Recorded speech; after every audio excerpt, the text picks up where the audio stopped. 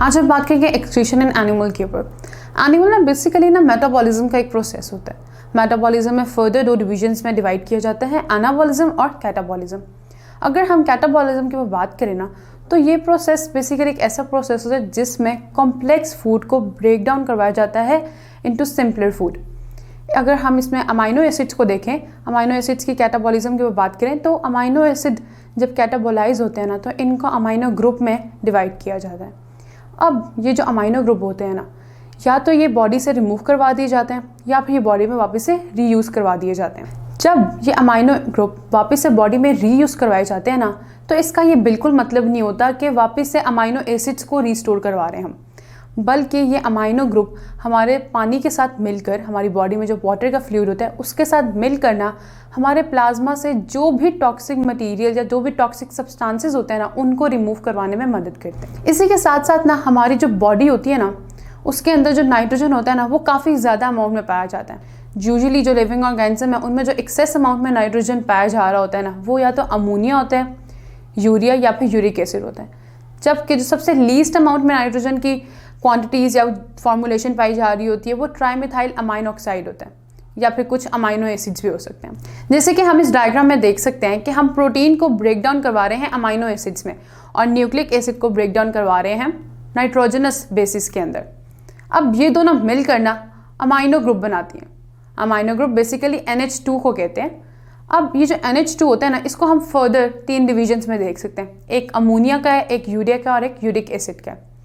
जो अमोनिया होता है ना, ये बेसिकली हमारे जो एक्वाटिक फिशेस होते हैं ना, या जो भी एक्वाटिक एनिमल्स होते हैं, उनके जो एक्सक्रीटरी प्रोडक्ट्स होते हैं ना, वो अमोनिया होता है।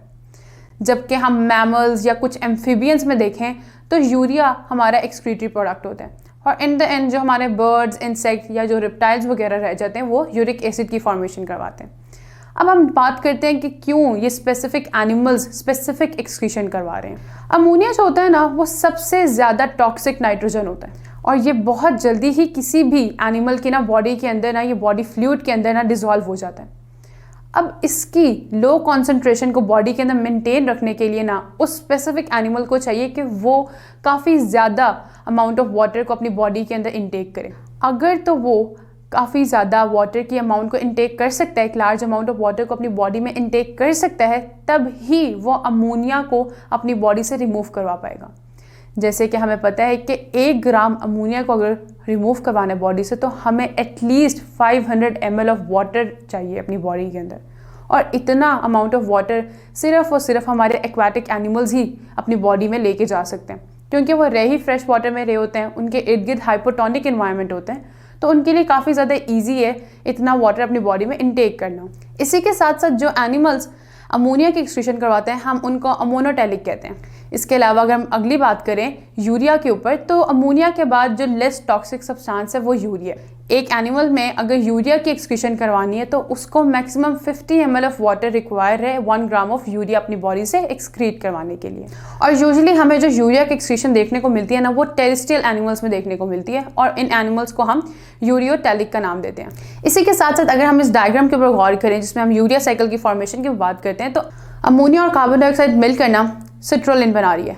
अब ये जो सिट्रोलिन होता है ना, ये एक और अमोनिया के साथ मिलकर ना आर्जिनिनोसक्सिनेट की फॉर्मेशन करवाते हैं और फर्दर ये जो आर्जिनिनोसक्सिनेट है ना, ये आर्जिनिन बनाते हैं। अब ये जो आर्जिनेज है ना, ये फर्दर 2 चीज़ें बनाते हैं, यूरिया या फिर ऑर्थिनीन। अब ये जो यूरिया होता है, ये तो हमारी बॉडी से ना एक्सक्रीट करवा देते हैं थ्रू मतलब एक्सक्रीशन, लेकिन ये जो ऑर्थिनीन होता है ना, ये क्या करता है, ये वापस से अमोनिया में जाता है और वापस से ना सिट्रोलिन बनाता है।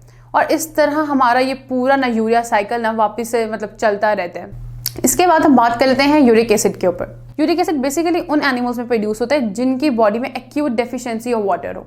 और यूरिक एसिड के हमें सिर्फ 1 ml ऑफ वाटर रिक्वायर होता है 1 ग्राम ऑफ यूरिक एसिड हमारी बॉडी से रिमूव करवाने के लिए। जो एनिमल यूरिक एसिड को अपनी बॉडी से रिमूव करवाते हैं, हम उनको यूरिकोटेलिक कहते हैं। सो ये सारा प्रोसेस था कि किस तरह कौन से हैबिटेट में रहने वाले एनिमल कौन से एक्सक्रीटरी प्रोडक्ट को अपनी बॉडी से एक्सक्रीट करवा रहे हैं और क्यों करवाते हैं वो एक्सक्रीट। बाकी हम पढ़ेंगे नेक्स्ट लेक्चर में। अगर आप ये लेक्चर कंप्लीट देखना चाहते हैं और बेशुमार MCQs और उनके एक्सप्लेनेशन चाहते हैं तो कृपया अभी गूगल प्ले स्टोर पे जाइए और डाउनलोड कीजिए ऐप हिप्पो ई-लर्निंग प्रोग्राम और इससे खुद भी फायदा उठाइए और साथ साथ अपने फ्रेंड्स एंड क्लास फेलोज को भी रेकमेंड कीजिए। And don't forget to like this video and subscribe to our channel. धन्यवाद।